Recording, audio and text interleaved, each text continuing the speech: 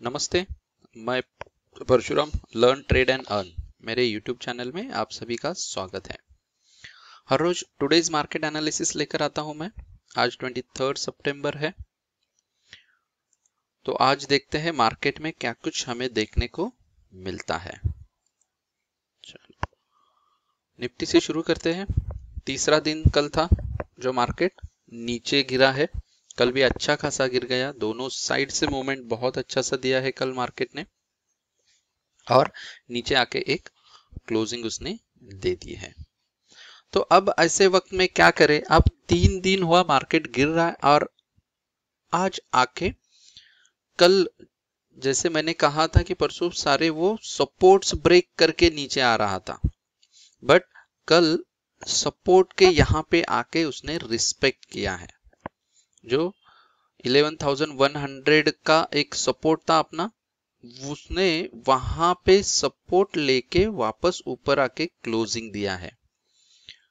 तो ये एक अच्छा है कि यहां से मे भी मार्केट अब थोड़ा सा ऊपर आके वापस नीचे जाने की कोशिश करेगा। 11,000 इंपॉर्टेंट लेवल है, साइकोलॉजिकल लेवल है कि जो इतने आसानी से ब्रेक नहीं होगा।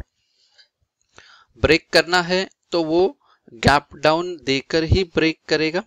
ड्यूरिंग द मार्केट ब्रेक करना थोड़ा सा मुश्किल मुझे लग रहा है।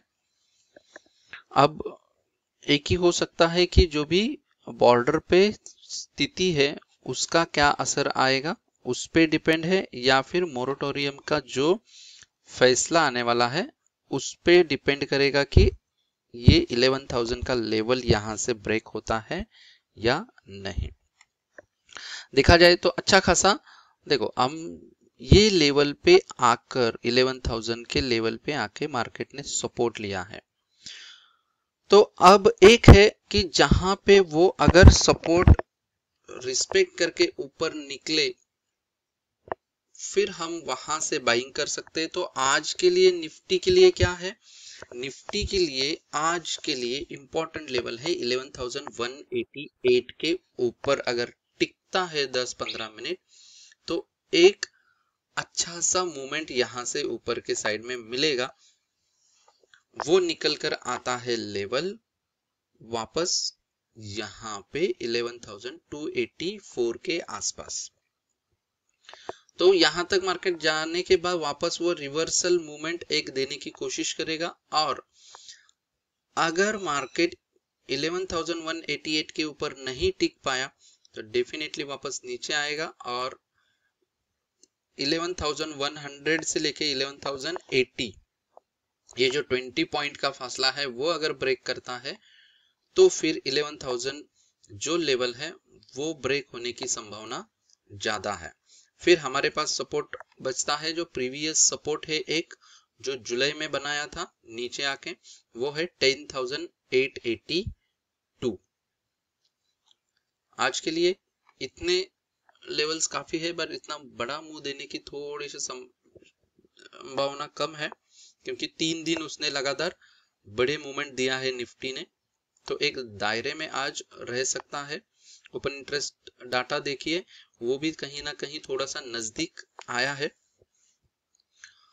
तो कॉल में भी जो बड़े थे दूर दूर के, उसका पूरा स्क्वायर ऑफ हो चुका है। यहाँ पे देखिए कहीं काफी कम हुआ है, और पुट में जो है वो भी जो 10,000 के लेवल पे था वहां पे भी कहीं ना कहीं ओपन इंटरेस्ट डाटा कम हुआ है, और नजदीक जो है वहां पे ओपन इंटरेस्ट डाटा बढ़ गया है। 11,000 पे बढ़ गया है ज्यादा अच्छा खासा, 11,200 पे भी बढ़ा, 11,100 पे भी बढ़ा है, और वहीं 11,300 कॉल साइड में भी बढ़ चुका है ज्यादा, और 11,400 पे भी बढ़ा है, और वहीं पे जो पुट का है वो घट गया है। तो कहीं ना कहीं यहाँ पे एक सीमित दायरे में आज निफ्टी रह सकता है। पुट कॉल रेशियो भी थोड़ा बढ़ चुका है, 0.74 पे आया है, तो ये भी देखने वाली बात है। निफ्टी हुआ। तो निफ्टी का बड़ा कंटेंटेंट जो है वो है रिलायंस। तो अगर रिलायंस यहाँ पे आके एक अच्छा खासा सपोर्ट पे खड़ा हुआ है यहाँ पे। तो यहाँ से अगर रिलायंस ऊपर निकलता है तो हमें यहाँ से एक बाय करना चाहिए। कल का थोड़ा सा जो आके रिवर्सल दिया, रिलायंस बहुत अच्छा सा गिरा, इसलिए मार्केट भी गिरा है। तो अगर ब्रेक होके नीचे आता है 2198 पे सेल कर दो। 2215 का स्टॉप लॉस लगा के 2189, 2175, 2160 ये रिलायंस के टारगेट आ सकते हैं।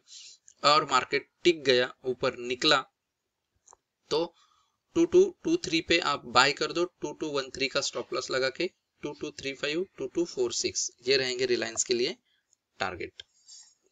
आइए बैंक निफ्टी देखते हैं। बैंक निफ्टी जैसे हेड एंड शोल्डर पैटर्न बना के नीचे आया है और अच्छा सा जा रहा है। अब 21,000 के आसपास उसने क्या किया है, सपोर्ट लिया है। यहाँ पे भी है प्रीवियस जो सपोर्ट है वो अगर देखे हम तो कहां कहां सपोर्ट लिया, देखो 25 जून को एक सपोर्ट निकला है, 29 जून को वहीं पे लेवल पे सपोर्ट आया है। फिर आगे अगर आ गए तो 15 जुलाई को भी उसने सपोर्ट उसी लेवल पे लिया है। फिर और आगे आने के बाद 3 अगस्त को भी सपोर्ट लिया है और वहीं आसपास कहीं उसने 17 अगस्त को सपोर्ट लेके फिर जो निकला है ऊपर, यहां से करीब करीब 4000 का मूवमेंट उसने दिया है और अब वापस नीचे आकर मार के उसी लेवल पे कल जाके बंद हुआ है। तो अब इंपॉर्टेंट है कि इतने 5-6 बार सपोर्ट लेने के बाद अगर 7वीं बार मार्केट उसी लेवल पे आता है तो ज्यादा चांसेस होते हैं कि वहां पे वो सपोर्ट ब्रेक करे, क्योंकि जितने बार आकर वो सपोर्ट पे हैमरिंग करेगा उतने चांसेस उसके सपोर्ट वीक होता जाता है, कमजोर होता जाता है। तो अब 6-7 बार हुआ है तो डेफिनेटली 21,000 का जो लेवल है वो कहीं ना कहीं थोड़ा सा कमजोर बना है। तो यहां से ये कमजोरी का फायदा उठा के 21,000 का अगर लेवल ब्रेक होता है तो फिर मार्केट एक 20,600 के आसपास जाने की कोशिश करेगा। पहला सपोर्ट रहेगा हमारा और अगर वो ब्रेक हो जाता है तो 20,319 ये रहेगा सेकंड सपोर्ट। बट 21,000 का लेवल का अगर सपोर्ट लेके मार्केट एक बाउंस बैक देता है तो 21,400 पहला रेजिस्टेंस है उसको, जो फ्रेश हमारा सप्लाई जोन बन चुका है 21,377 टू 21,463 के आसपास। वो ब्रेक होता है तो फिर उसको रेजिस्टेंस आएगा ऊपर की तरफ 21,773 के पास। ये चार्ट पे हो गया। बाकी चार्ट पे ऐसा कुछ पैटर्न या कुछ भी बना नहीं है, यहाँ पे सिर्फ एक सप्लाई जोन नया बन चुका है। ओपन इंटरेस्ट डाटा में देखते हैं। ओपन इंटरेस्ट डाटा में देखा जाए तो बैंक निफ्टी का अभी भी वाइड रेंज यहाँ पे मुझे दिख रहा है कहीं ना कहीं।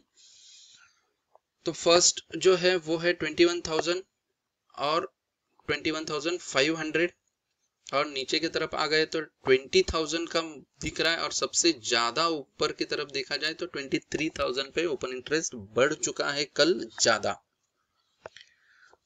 तो ये वाइड रेंज कहीं ना कहीं दिख रही है यहां से। पीसीआर भी 0.63 आया है, थोड़ा सा बड़ा है, देखने वाली बात है। अभी ओवरसोल्ड एरिया कहीं ना कहीं थोड़ा सा बैंक निफ्टी में बना है, बट अब एक्सटर्नल फैक्टर है यहाँ पे। अब देखा जाए तो मार्केट में एक्सटर्नल फैक्टर के वजह से मार्केट रिएक्ट हो रहा है। जैसे जो भी सेबी के कुछ बदलाव है या कल का जो परसों का जो न्यूज था उसका कल तो कुछ वापस आया ही नहीं है। देन चाइना इंडिया बॉर्डर का जो भी इशू है, मोरेटोरियम का कुछ रिजल्ट्स आने वाले, ये सारे एक्सटर्नल फैक्टर्स हैं। जब एक्सटर्नल फैक्टर्स इफेक्ट करते हैं हमारे मार्केट पे तब चार्ट तुम्हारा जो कहता है शायद वैसे नहीं होता। तो ये बहुत इंपॉर्टेंट है। ऐसे वक्त में सिर्फ हमें सपोर्ट और रेजिस्टेंस देखना है, बट ये कभी भी इस गलत फहमी में नहीं रहना कि सपोर्ट पे आया इसका मतलब वहां से डेफिनेटली सपोर्ट लेके ऊपर ही जाएगा, वो सपोर्ट ब्रेक हो सकता है। तो वहां पे हमारे मन की दोनों तरफ के डायरेक्शन याद रखना कि चलो यहां से सपोर्ट अगर ब्रेक होता है तो नीचे जाएगा, तो मैं नीचे का एक्शन ले लूंगा। सपोर्ट लेके अच्छा खासा थोड़ा सा ऊपर आता है और आपका कॉन्फिडेंस बढ़ गया, कंफर्टेबल हो गया, चलो सपोर्ट अच्छा सा ले लिया और अब दिक्कत नहीं है, तो वहां से आप उसके साथ ऊपर जाओ। मार्केट में ये मार्केट के साथ रहना बहुत इंपॉर्टेंट है, उसका जो ट्रेंड है उसके साथ जाना मार्केट में बहुत मायने रखता है, राइट। ये था बैंक निफ्टी। उसका मेन जो बायां हाथ है वो है, दायां हाथ बोल सकते हैं, HDFC बैंक, जो बैंक निफ्टी को लेकर जाता है हमेशा अपने साथ। कल भी अच्छा खासा गिरा है, सपोर्ट लेके अब ऊपर आने की कोशिश कर रहा है, तो यहां से अगर एक बाय हो सकता है 1041 पे, 1033 का स्टॉप लॉस लगा के 1048, 1057 और 1065 तक के लेवल हमें आज देखने को मिल सकते हैं HDFC बैंक में। और तीसरा ACC है। ACC भी एक अच्छा खासा लेवल्स ब्रेक करके नीचे आया है और यहाँ पे एक ऊपर से आके सपोर्ट लिया है जहां से वो अब डबल बॉटम बनाने की कोशिश करने वाला है। तो आप यहां से एक सेल कर सकते हैं अगर नीचे आया तो। नहीं, मैंने ये ACC लिया ही नहीं, आज आरती इंडस्ट्री, ओह सॉरी मैं वही बोला, ऐसा कैसा लेवल हो गया। चलो, आरती इंडस्ट्री सपोर्ट जोन पे आके खड़ा है, अच्छा खासा सपोर्ट पे उसने ब्रेक नहीं किया है कल, तो आज अगर अच्छा खासा सपोर्ट के ऊपर ही टिक पाता है तो 1050 पे आप बाय कर सकते हो, 1043 पे का स्टॉप लॉस लगा के, 1063 फर्स्ट टारगेट रहेगा, 1072 आपका सेकंड टारगेट रहेगा। वैसे 1100 तक का इसको मैदान खुला है, आराम से जा सकता है।